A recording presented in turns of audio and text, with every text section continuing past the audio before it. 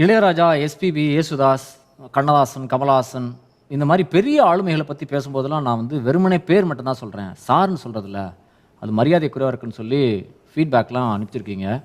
அது நீங்கள் மரியாதை குறைவுன்னு நீங்கள் எடுத்துக்கவே தேவையில்லை. அது உரிமை, அன்பின் வெளிப்பாடு தான். இப்போ கம்பன் ஏமாந்தான்னு ஒரு பாட்டே எழுதியிருக்காரு கண்ணதாசன். கம்பன் ஏமாந்தான், அதில் கம்பன் மட்டும் இல்லை, வள்ளுவன், இளங்கோ, பாரதி எல்லாருமே அவன் இவன் தான் பேசிகிட்டு இருப்பார். அது அவரோட உரிமை. அது அங்கெல்லாம் சார் போட்டுட்டு இருந்தா என்ன ஆகும்? கம்பர் சார் ஏமாந்தாருங்க சார், இளம் கண்ணியரை ஒரு மலர்னு சொல்லிட்டு இருக்காருங்க சார், கற்பனை செஞ்சிட்டு இருக்காருங்க சார். கம்பர் சார் ஏமாண்டாருங்க சார், Valluvar sir, Ilango sir, Bharathi sir என்றொரு வரிசையில நிறைய சாருங்க இருக்காங்க சார். இப்படி சார் மோர்னு சொல்லிட்டு இருக்காம மனசுல அன்பு இருந்தா அதுவே போதும் இல்லைங்களாங்களாங்க சார். நீங்களே சொல்லுங்க சார்.